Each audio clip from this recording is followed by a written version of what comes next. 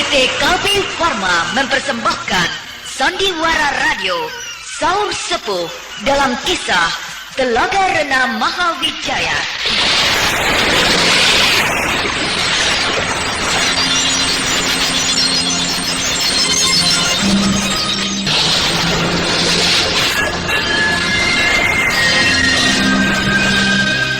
Saur Sepuh dalam kisah Telaga Rena Mahawijaya diproduksi oleh Haravana Record.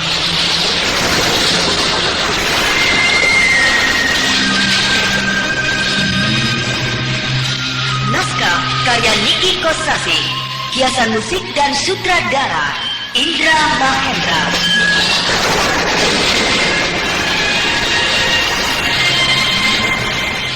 Sandiwara Radio ini masih Anda dengarkan di channel YouTube Satria Collection. Jangan lupa tekan tombol like dan subscribe. Telaga Rena Mahawijaya pada babak kelima ini menampilkan Ferry Fadli sebagai Brahma, Eli Ermawati sebagai Mantili, Hari Akik sebagai Kijaro, Edi Muklis sebagai Kang Daji, Ahmad Gunawan sebagai Kang Oman, dan Eli Burhan sebagai Nyai Ulun.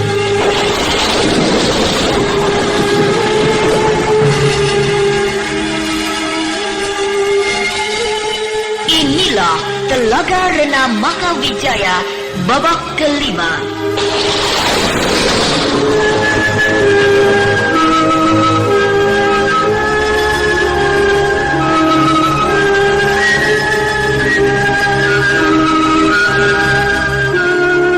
Pada babak yang terdahulu diceritakan Desa Ibung geger.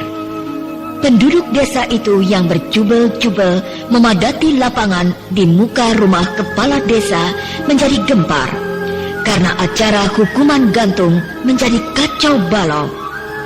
Brahma yang digantung berubah menjadi gedebong pisang, sedangkan Mantili badannya menjadi berat sekali seperti ribuan kati batu karang, sehingga tali yang menjerat lehernya putus. Kemudian Mantili mengamuk, dan ternyata pasukan desa Iwung yang mengaku dirinya keturunan Sailendra itu bukanlah tandingan Mantili. Hanya dalam waktu sebentar saja semuanya binasa.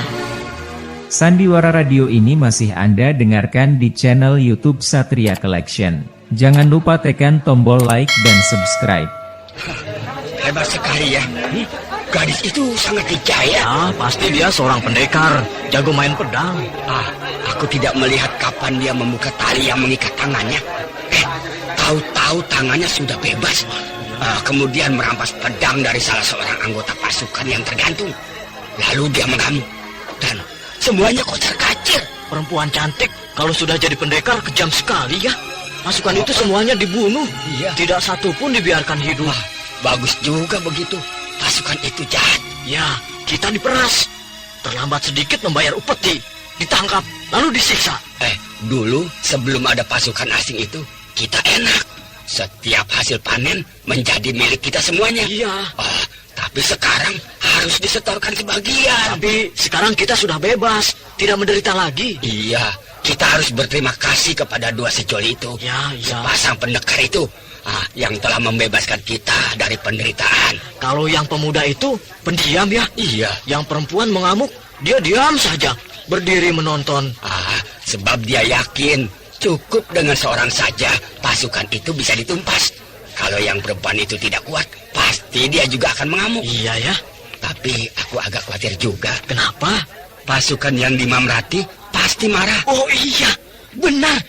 Pasti mereka akan menuntut balas. Itulah, Prabu Raksa Dewa yang berkuasa di Mamrati pasti akan murka kalau dia mendengar bahwa pasukannya di desa Iwung ini semuanya mati. Waduh, bagaimana ya?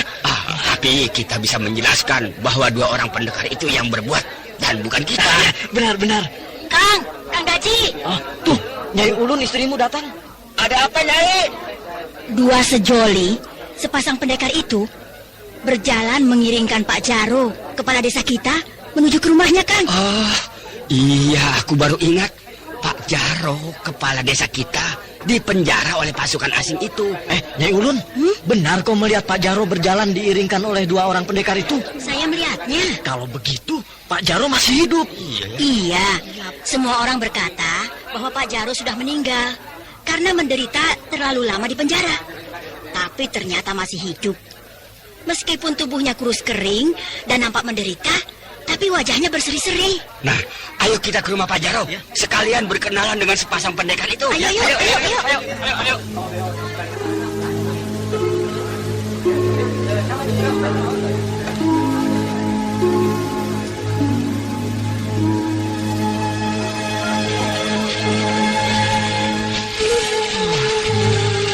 Tiga tahun aku meninggalkan rumah ini, mendekam di dalam penjara bawah tanah itu. Rumah ini berantakan, kotor, tidak terurus. Istri dan anak-anak Pak Jaro kemana? Mereka mengungsi ke desa Wantil, ke rumah orang tuanya. Apakah mau dijemput sekarang? Kalau mau, aku antar Pak Jaro. Sudahlah, nanti saja Mantili. Yang penting, aku harus membenahi segala sesuatu yang berhubungan dengan tugasku sebagai kepala desa Iwung ini. Iya, benar. Pak Jaro harus menenangkan penduduk dan memberikan beberapa penjelasan. Mereka sudah datang. Bagaimana Kakang Brahma? Penduduk sudah datang. Iya, benar. Beberapa orang penduduk berjalan beriring-iring menuju ke sini. Nah, sebaiknya Pak Jaro keluar dan menerima mereka. Kau juga Satria. Dan kau Mantili, ikut keluar. Memberikan penjelasan kepada penduduk. Iya.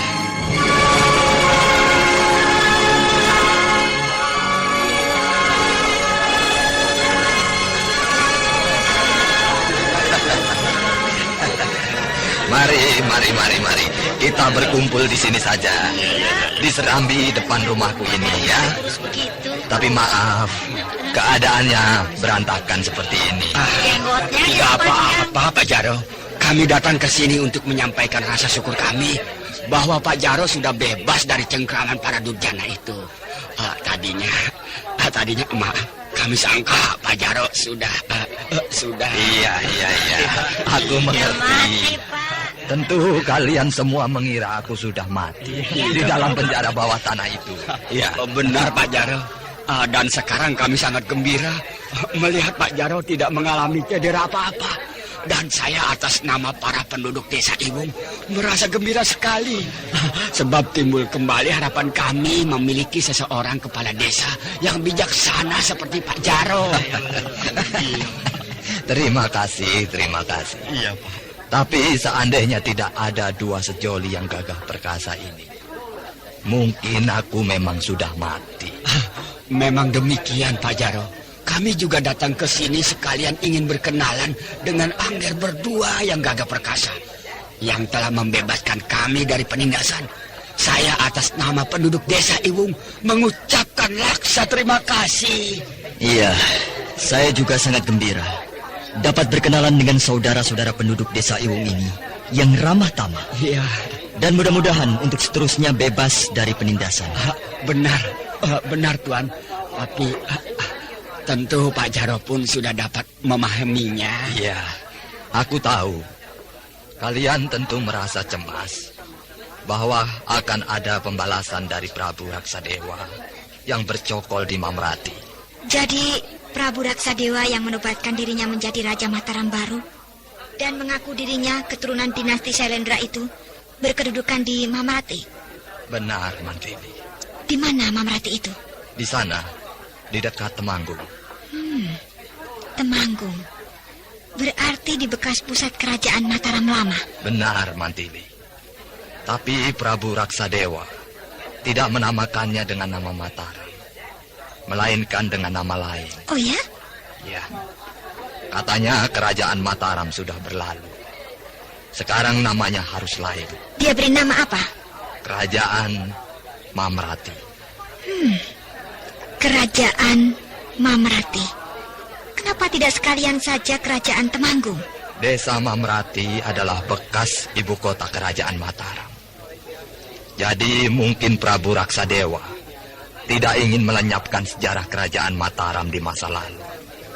Jadi meskipun nama kerajaannya diganti, tapi nama ibu kotanya tetap muncul. Iya. Menurut hemat kami, tentulah Prabu Raksadewa itu akan murka.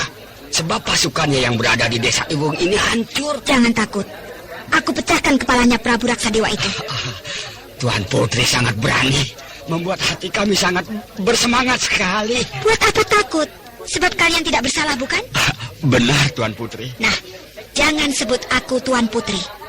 Aku bukan anak raja. Sebut saja langsung namaku. Mantili. Baik, Tuan Mantili. Nah, kita lebih bagus. Memang benar kami tidak bersalah. Sejak berabad-abad yang lalu, bahkan beratus-ratus tahun, nenek moyang kami mendiami wilayah ini. Turun-temurun sampai kepada kami sekarang ini. Dan kami hidup damai dan tentram, tidak pernah ada gangguan apa-apa.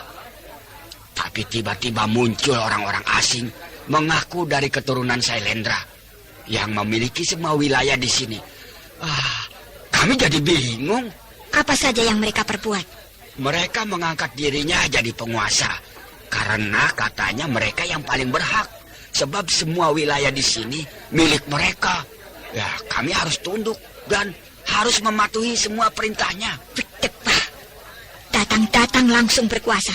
Enak benar. Nah, kalian harus melawan. Aku bantu sepenuhnya.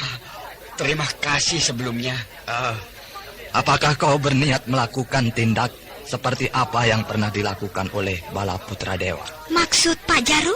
Dulu ketika terjadi perebutan kekuasaan antara Prabu Rakai Pikatan dengan Balaputra Dewa, maka di desa Iwung ini Balaputra Dewa membuat benteng pertahanan. Tapi dia kalah. Dia tentu berbuat salah, makanya dia kalah. Aku tidak mau meniru yang kalah. Iya, kami percaya. Satria Collection bawa hiburan dengan gaya yang tak pernah padam. Jangan ragu, klik subscribe, jadikan harimu lebih hidup.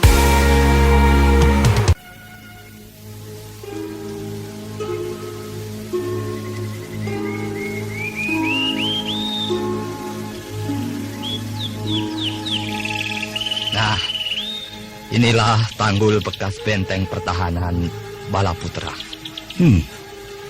Peristiwa terjadi perang saudara, perebutan kekuasaan antara Prabu Rakai Pikatan dengan Balaputra Dewa.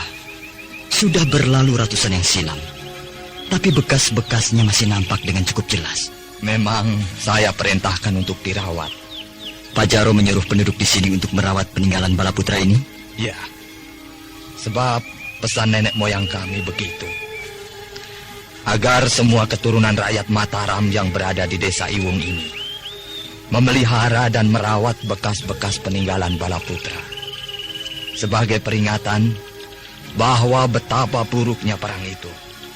Perang saudara hanya menimbulkan kesengsaraan. Supaya anak cucu bangsa Mataram kelak di kemudian hari tidak lagi akan mengalami peristiwa yang paling buruk seperti itu. Iya, benar. Maka ketika muncul orang-orang asing yang menyebut diri mereka keturunan Sailendra, bertindak liar dan kejam, merampas hak-hak kami sebagai rakyat desa Iwung, di dalam pikiran saya lalu timbul pertanyaan, apakah peristiwa itu akan terulang lagi? Mungkin akan terulang kembali, tapi bentuknya lain dan tidak terjadi di desa Iwung ini. Maksud Satria? Saya akan menusuk langsung ke jantung pusat kekuatan Prabu Raksadewa, yaitu di Mamrati. Kau terlalu berani, Satria. Saya tidak suka kepada penindasan dan perampasan hak-hak manusia. Jika seandainya mereka benar-benar keturunan Sailendra, tidak pada tempatnya mereka berbuat seperti itu. Seharusnya mereka bersikap bersahabat, menjalin persaudaraan dengan rakyat keturunan bangsa Mataram. Apakah itu dari pihak keturunan Sailendra ataupun keturunan dari Rakai Sanjaya dan Rakai Pikatan? Memang seharusnya demikian. Dan tentunya kami dengan senang hati membuka tangan lebar-lebar menerima kehadiran mereka. Itulah, karena kedatangan mereka menimbulkan keresahan, kegelisahan, dan penderitaan bagi rakyat di sini, maka mereka harus ditentang, paling tidak diperingatkan. Iya, benar. Sebenarnya siapakah kau Satria dan adikmu Mantili itu? Apakah kalian berdua datang ke sini sengaja dengan tujuan hendak mengusir orang-orang asing itu? Hah? Kalau iya, mengapa berbuat begitu? Tentu ada sebab musababnya. Apakah kalian berdua keturunan Sailendra atau keturunan Rakai Pikatan? Bukan, Pak Jaro. Sama sekali tidak. Kami bukan keturunan Sailendra ataupun Prabu Rakai Pikatan. Aku dan adikku adalah pendekar. Di tengah pengembaraan, aku berjumpa dengan 5 orang pemuda dari desa Temanggung. Kelima pemuda itu pelarian. Pelarian? Iya. Mereka lari karena dikejar-kejar oleh anak buah Raksadewa. Tentu mereka telah melakukan perlawanan, sehingga mereka dikejar-kejar. Memang, mereka menentang kehadiran orang-orang asing yang menyebut dirinya keturunan Sailendra itu. Diam-diam menyusun kekuatan dan berontak. Tapi musuh terlalu kuat. Mereka cerai-berai dan melarikan diri. Nah, 5 di antaranya bertemu dengan aku. Iya. Memang banyak para pemuda yang gagah berani mengadakan perlawanan. Tapi para pendatang itu sangat hebat, sehingga selalu bisa menumpas perlawanan itu. Sehingga banyak yang tewas, yang hidup melarikan diri, cerai-berai, menyelamatkan dirinya masing-masing. Dan ketika aku mendengar penuturan kelima orang pemuda itu, yang menceritakan semuanya dengan panjang lebar, maka hatiku tergerak untuk menyumbangkan dharma baktiku, guna meluruskan apa yang tidak lurus. Iya. Terima kasih, Satria. Semoga Yang Widi akan selalu merestui perjuangan. Satria Collection bawa hiburan dengan gaya yang tak pernah padam. Jangan ragu, klik subscribe, jadikan harimu lebih hidup.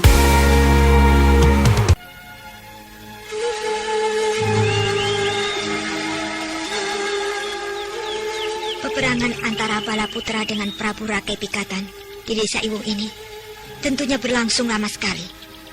Sebab aku lihat benteng pertahanan yang dibangun oleh Balaputra ini sangat baik dan kuat. Menurut cerita kakek saya, perang itu berlangsung berbulan-bulan. Wah, hebat sekali. Ya, tapi akhirnya Balaputra harus mengakui keunggulan Prabu Rakai Pikatan. Kemudian dia melarikan diri ke Sumatera dan menjadi raja di sana, di kerajaan Sriwijaya. Tapi tidak lama, sebab ibu kota kerajaan Sriwijaya itu dipindahkan ke Jambi. Nah, lalu nama kerajaannya diganti menjadi kerajaan Suwarnadipa. Dengan larinya Balaputra ke Suwarnadvipa, berarti kekuasaan dinasti Sailendra di Mataram sudah berakhir. Iya, sebab Balaputra merupakan keturunan terakhir dari Wangsa Sailendra. Iya, tapi tidak berarti semua keturunan Sailendra sudah habis, Mantili. Sebab masih ada seorang perempuan keturunan Raja-Raja Sailendra yang bercokol di Mataram, yaitu Putri Pramodawardhani, yang menjadi istri permaisuri Prabu Rakai Pikatan. Jadi boleh dikatakan, raja-raja kerajaan Mataram selanjutnya adalah campuran darah keturunan Sailendra dan Rakai Sanjaya. Sebab Prabu Rakai Pikatan yang menjadi suami Putri Pramodawardhani adalah keturunan Rakai Sanjaya. Kau benar, Satria. Jadi sebenarnya keturunan Sailendra tidak perlu merasa kecil hati atau menaruh dendam kepada keturunan Prabu Sanjaya. Sebab raja-raja yang memerintah kerajaan Mataram setelah Prabu Rakai Pikatan adalah berdarah campuran keturunan Sailendra dan Rakai Sanjaya. Jadi tidak hilang sama sekali. Tetap masih ada, meskipun telah bercampur. Mungkin Balaputra tidak mau keturunan Sailendra bercampur dengan keturunan Prabu Sanjaya. Dia menginginkan garis keturunan dinasti Sailendra yang utuh, yang akan terus berkuasa di kerajaan Mataram. Iya, benar. Itulah makanya dia sangat kecewa ketika dia tidak dinobatkan jadi Raja Mataram, melainkan kakaknya, yaitu Prabu Samaratungga, yang dinobatkan menjadi Raja Kerajaan Mataram. Balaputra salah. Sebab dimanapun juga, yang berhak menjadi raja ialah putra tertua, yang paling sulung, yang harus jadi raja. Nah, dia sebagai adiknya Prabu Samaratungga harus menyadari hal itu. Iya. Dan dia menjadi bertambah kecewa ketika Prabu Samaratungga wafat. Bukannya dia yang menggantikannya jadi raja, melainkan menantunya, yaitu Prabu Rakai Pikatan. Rakai Pikatan berhak menjadi Raja Mataram, sebab dia suami putri Pramodawardhani, anaknya Prabu Samaratungga. Seharusnya memang begitu. Tetapi Balaputra tidak mau terima. Lalu dia berontak. Mereka merebut kekuasaan. Jadi boleh dikatakan, perang saudara itu sebenarnya antara paman melawan keponakannya sendiri, yaitu Balaputra melawan putri Pramodawardhani.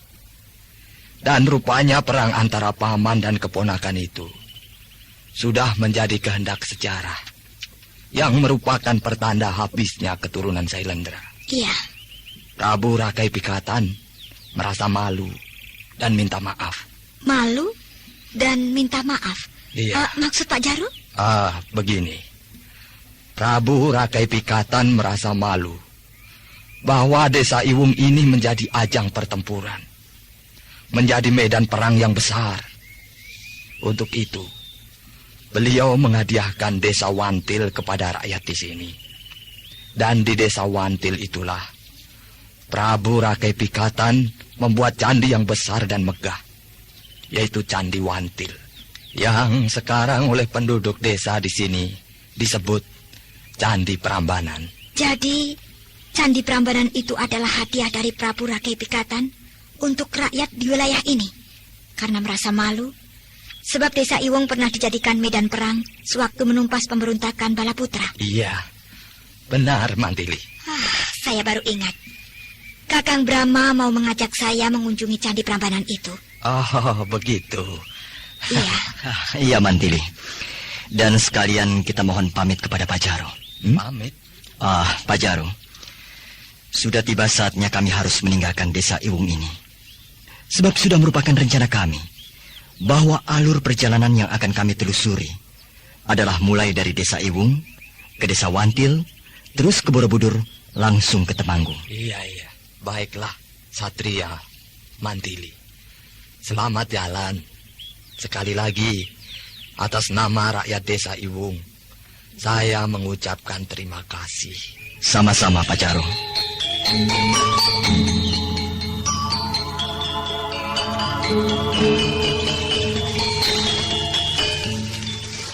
Tuh, kau lihat itu? Lihat apa, Kakang? Itu, yang nampak di kejauhan, tersembul di antara puncak-puncak pohon. Seperti bentuk apa ya? Itulah puncak Candi Prambanan. Benarkah? Ya, puncaknya sudah kelihatan. Kita sedang berjalan di sebuah dataran rendah, dikelilingi oleh hutan belantara yang pohon-pohonnya sangat tinggi. Tapi puncak candi itu kelihatan. Berarti Candi Prambanan itu tinggi sekali. Memang, Mantili. Candi Prambanan itu sangat tinggi, menjulang ke angkasa. Saya ingin cepat-cepat melihatnya, Kakang. Kakang, saya melihat bayangan bergerak di sisi kiri dan kanan kita, berkelibat-kelibat di antara pohon-pohon yang rapat. Iya, bayangan itu mengikuti kita semenjak kita berangkat meninggalkan desa Iwung. Melihat gerakannya yang cepat, orang itu memiliki ilmu lari cepat dan ilmu meringankan tubuh yang hebat. Iya, benar. Saya ringkus, Kakang. Jangan, Mantili. Biarkan saja. Kita ingin tahu apa maksudnya dia membuntuti perjalanan kita. Iya. Mudah-mudahan orang itu tidak berniat buruk kepada kita. Tapi kalau berbuat macam-macam, apa boleh buat? Kita harus meringkusnya. Iya, Kakang. Ayo, jangan hiraukan. Kita jalan terus. Baik, Kakang. Sandiwara Radio ini masih Anda dengarkan di channel YouTube Satria Collection. Jangan lupa tekan tombol like dan subscribe. Kita sudah sampai, Mandiri. Dan itulah Candi Prambanan yang menjulang di hadapan kita. Dewata yang agung. Betapa megahnya candi itu. Wilayah candi itu luas sekali. Terdiri dari beberapa bangunan besar dan kecil. Sungguh menakjubkan. Marilah kita berjalan-jalan, melihat-lihat keadaan candi itu. Baik, Kakang.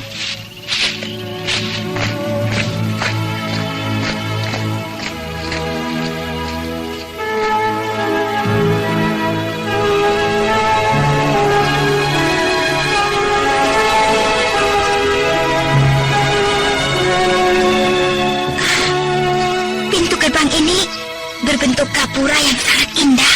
Di muka gapura ini ada sebuah arca sebagai penjaga. Sebagai perlambang penjaga keamanan dan keselamatan bangunan candi secara keseluruhan. Iya.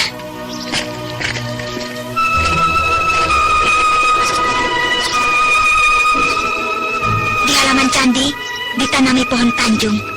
Nampak teduh dan sejuk. Dan Kakang Brahma, di sebelah sana itu ada rumah-rumah kecil. Berderet-deret banyak sekali. Untuk apa itu, Kakang? Rumah-rumah itu untuk tempat tinggal para pendeta. Indah sekali ya. Mari, Mantili, kita masuk ke candi induk yang paling besar dan paling tinggi itu. Baik, Kakang.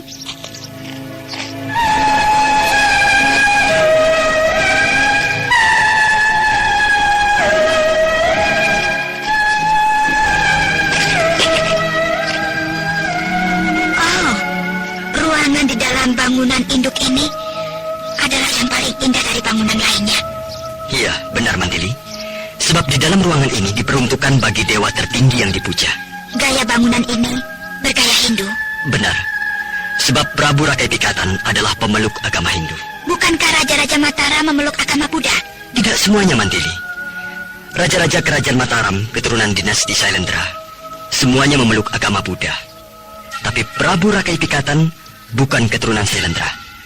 Jadi, dia tidak memeluk agama Buddha, melainkan memeluk agama Hindu. Lalu bagaimana dengan istrinya? Bukankah Pramodawardhani memeluk agama Buddha? Pramodawardhani sebagai keturunan dinasti Sailendra sudah jelas memeluk agama Buddha. Lalu dia kawin dengan Prabu Rakai Pikatan yang memeluk agama Hindu. Jadi kedua suami istri itu berlainan agama. Tapi hal itu tidak jadi masalah. Bahkan sebaliknya, dapat mempersatukan seluruh rakyat kerajaan Mataram yang beragama Buddha dan agama Hindu. Hebat sekali. Mereka dapat mempersatukan dua agama untuk hidup berdampingan dengan rukun dan damai. Iya. Perkawinan antara putri Pramodawardhani dengan Prabu Rakai Pikatan yang berbeda agama itu seakan-akan sebagai perlambang bersatunya umat Buddha dan umat Hindu pada zaman itu. Iya. Mantili. Iya, Kakang. Sebenarnya yang membuat Candi Prambanan ini dua orang raja. Dua orang raja? Maksud Kakang Brahma? 1 abad kemudian, Candi Prambanan ini disempurnakan oleh Prabu Dyah Balitung. Diperbaiki? Bukan hanya diperbaiki, melainkan diperlengkap. Candi Prambanan yang dibuat oleh Prabu Rakai Pikatan tidak seperti yang kita lihat sekarang ini. Akan tetapi hanya terdiri dari bangunan induk dengan 2 buah bangunan pendamping. Jadi yang itu, yang paling tinggi itu dengan 2 buah candi yang agak kecilan di kiri kanannya? Iya, benar. Maka dari itu diberi nama Siwa Graha, yang artinya rumah Batara Siwa.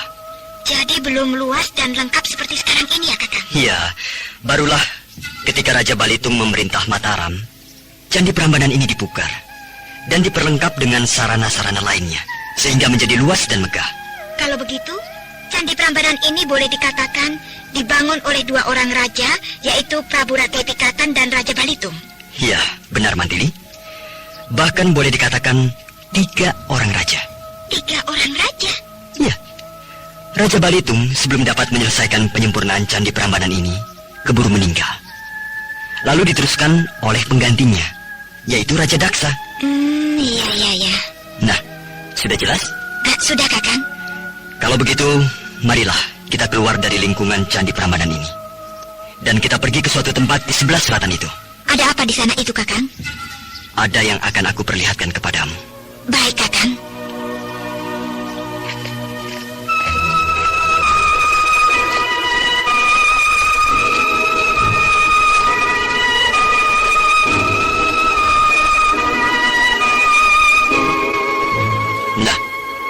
lihat batu itu?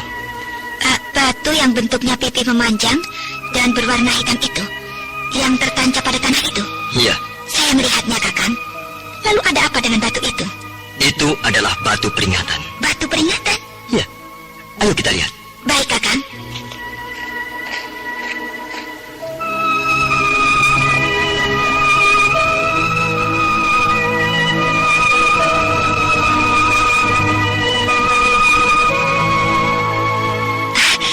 Tadi dari jauh, batu ini kelihatan sebagai batu biasa. Tapi setelah dekat, ternyata batu ini penuh dengan tulisan. Inilah yang aku namakan batu peringatan. Sebab batu ini memuat tulisan-tulisan yang menerangkan pembangunan Candi Prambanan. Siapakah yang menulis pada batu peringatan ini, Kakang Brahma?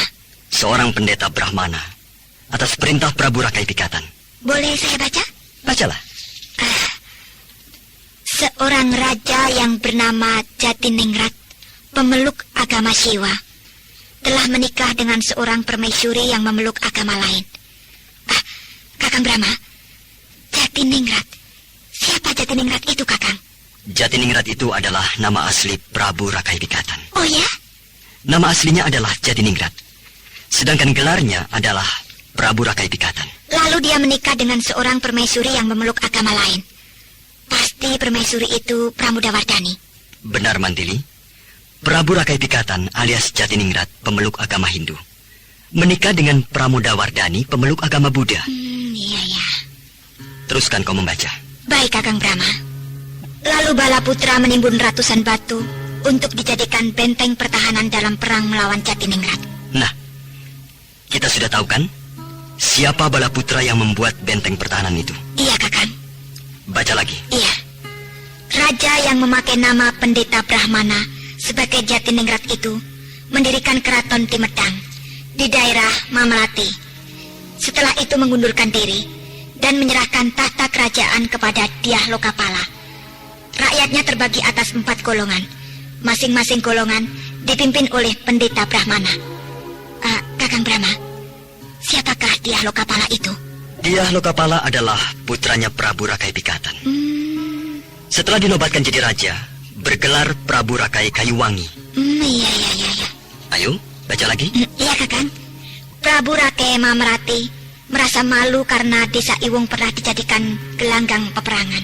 Untuk itu, beliau menghadiahkan desa Wantil, lalu mendirikan lingga. Semua orang ikut menyumbang untuk pembangunan lingga yang sangat indah itu. Nah, ada lagi nama yang baru, Prabu Rakai Mamrati. Prabu Rakai Mamrati sama dengan Prabu Rakai Pikatan. Sama? Ya. Prabu Rakai Pikatan memindahkan ibu kota kerajaan Mataram ke Medang Kamulan, di sekitar Temanggung, tepatnya di Mamrati. Itulah makanya beliau bergelar Prabu Rakai Mamrati. Iya. Ayo, baca lagi. Baik, Kakang. Peresmiannya dilangsungkan pada tahun Saka 778, hari ke-11, bulan terang, Selasa Wage.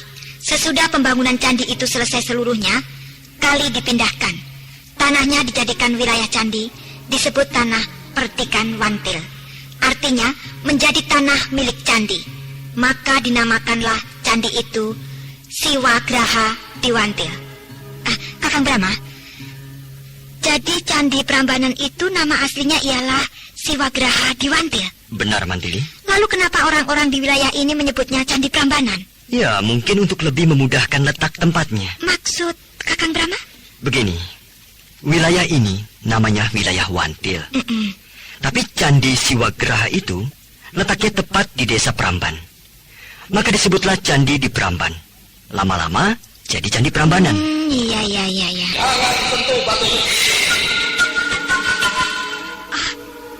Siapakah itu, Kakang? Entahlah, Mantili. Tenaga dalam orang itu hebat sekali. Suaranya terdengar sangat jelas, tapi orangnya tidak kelihatan. Mungkin orang itu tidak menghendaki kita berada di tempat ini. Jauhi tempat itu.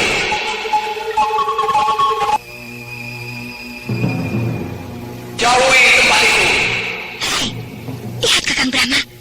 Seseorang berdiri di sebelah sana. Ya, aku sudah melihatnya. Pendeta Brahmana. Iya, orang itu berpakaian pendeta Brahmana. Siapapun tidak diperbolehkan menyentuh batu suci itu. kecuali keturunan Sailendra. Bapak Pendeta, kami memang bukan keturunan Sailendra. Dan juga kami sama sekali tidak menyentuh batu peringatan itu yang Bapak sebut sebagai batu suci itu. Para cantrik, tangkap mereka. Hebat benar mereka itu. Aku tidak melihat mereka datang. Tahu-tahu di belakangku telah berdiri 5 orang pendeta muda. 5 orang itu murid-murid pendeta Brahmana itu. Pantas kepala mereka semuanya gundul dan berpakaian pendeta, berjubah kuning. Bapak Pendeta, salah kami ini apa? Kenapa kami ditangkap? Kalian telah mengganggu kami. Sebagian warga kami, keturunan Sailendra yang berada di desa Iwung, kalian bunuh. Pasukan tentara yang ada di desa Iwung itu? Ya, mereka adalah pasukan tentara Sailendra. Lalu kalian bunuh. Dosa kalian sudah tidak bisa dihitung lagi.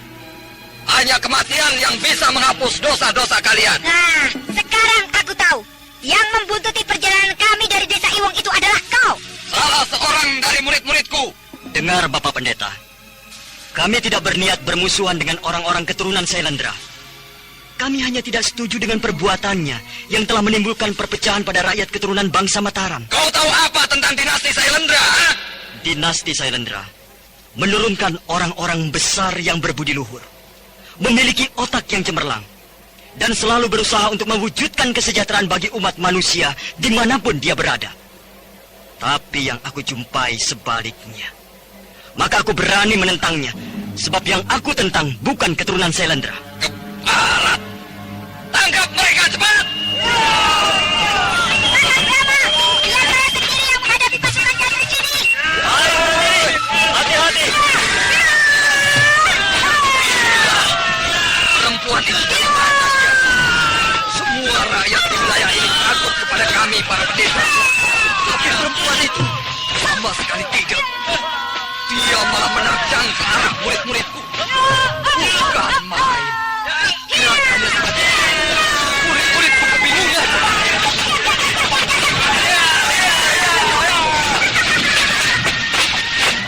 Baru sekarang aku punya kesempatan berkelahi dengan para pendeta. Kepala kalian yang gundul, licin, mengkilat, aku jitak satu persatu.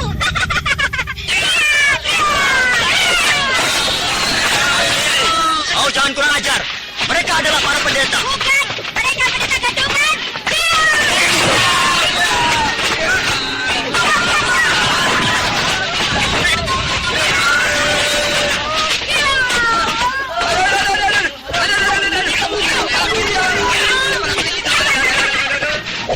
Kepalanya semuanya aku jitak. Mereka mengadu-adu kesakitan, memegangi kepala. Perempuan iblis! Kau telah menghina kami, para pendeta Brahmana yang suci. Aku selalu bersikap hormat kepada siapa saja. Jangankan kepada para pendeta. Kepada rakyat jelata, aku selalu bersikap hormat. Tapi kepada kalian, aku tidak mau bersikap hormat. Sebab apa? Sebab kalian bukan pendeta. Kalian adalah orang-orang asing yang tidak tahu datang dari mana. Tiba-tiba muncul di wilayah ini melakukan penindasan kepada rakyat. Jadi kalian adalah pendeta gadungan, pendeta palsu. Kalian adalah orang-orang jahat yang berkedok pendeta, menyembunyikan kejahatan di balik jubah pendeta. Tutup mulutmu, perempuan iblis! Kau yang iblis, sebab kau telah menodai kesucian golongan pendeta Brahmana. Kalian telah mengotori kaum pendeta. Pendebah! Kau harus dibinasakan! Para cantrik! Bunuh perempuan iblis itu! Sandiwara Radio ini masih Anda dengarkan di channel YouTube Satria Collection. Jangan lupa tekan tombol like dan subscribe.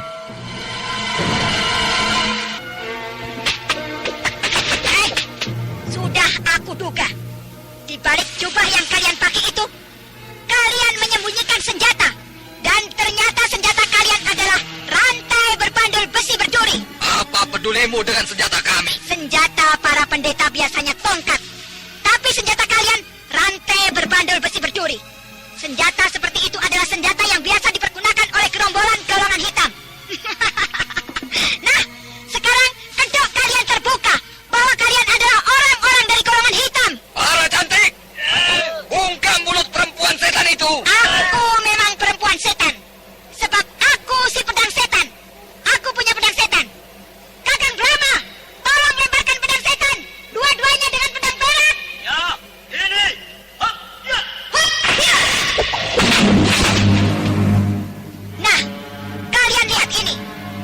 yang bagus ini adalah pedang perak.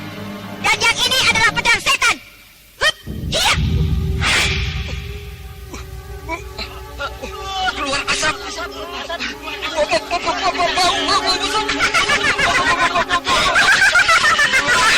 Hai, orang-orang yang mengaku diri kalian keturunan Sailendra. Akulah Mantili, si pedang setan. Iya.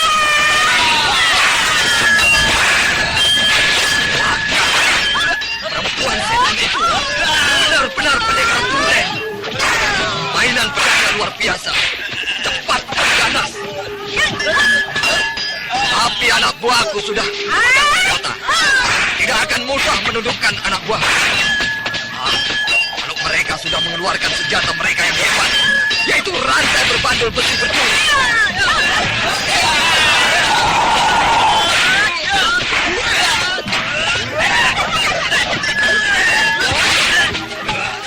Maka anak buahku mulai mabuk, muntah-muntah. Pasti kena semburan asap yang bau busuk yang keluar dari pedang setan itu. Kalian mabuk? Ayo, muntah! Tutup hidung kalian dengan kain. Tutup hidung kalian dengan kain. Cepat! Meskipun kalian menutup hidung dengan kain, asap setan akan tetap tembus menyerang hidung kalian. Ayo! 5 orang pendeta muda yang semuanya mempergunakan senjata rantai baja berbandul besi berduri menjadi kewalahan, tidak tahan menghisap bau busuk yang keluar dari hawa pedang setan.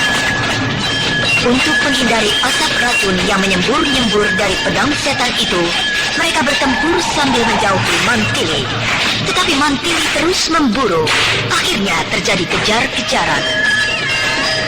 Kelima pendeta muda itu terus bertarung sambil menjaga jarak. Akibatnya daerah pertarungan menjadi bergeser. Dan kini sudah memasuki halaman kompleks Candi Prambanan. Tetapi Mantili terus memburu. Akhirnya terjadi kejar-kejaran di sekitar Candi Prambanan. Rama dengan tekun terus mengikuti jalannya pertarungan. Begitu pula pendeta kepala dengan cemas menyaksikan pertarungan tersebut. Banyaknya bangunan candi dan arca-arca besar lainnya di dalam kompleks Candi Prambanan itu dimanfaatkan sebaik-baiknya oleh mereka. Maka terjadilah pertempuran yang sangat menakjubkan. 6 sosok tubuh berloncatan kian kemari, dari candi ke candi, dari arca ke arca, dan dari gapura ke gapura. Candi Prambanan yang selama ini damai dan tentram menjadi hiruk-pikuk oleh dentingan pedang yang berbenturan dengan rantai baja, diseling teriakan-teriakan keras dalam suatu pertarungan yang hebat.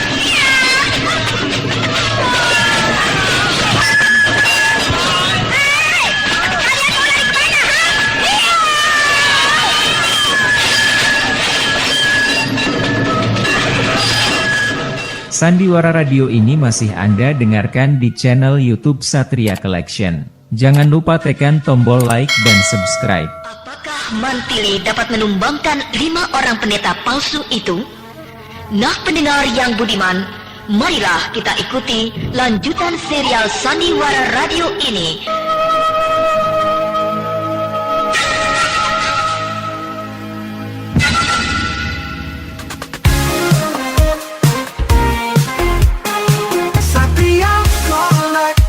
Bawa hiburan dengan gaya yang tak pernah padam.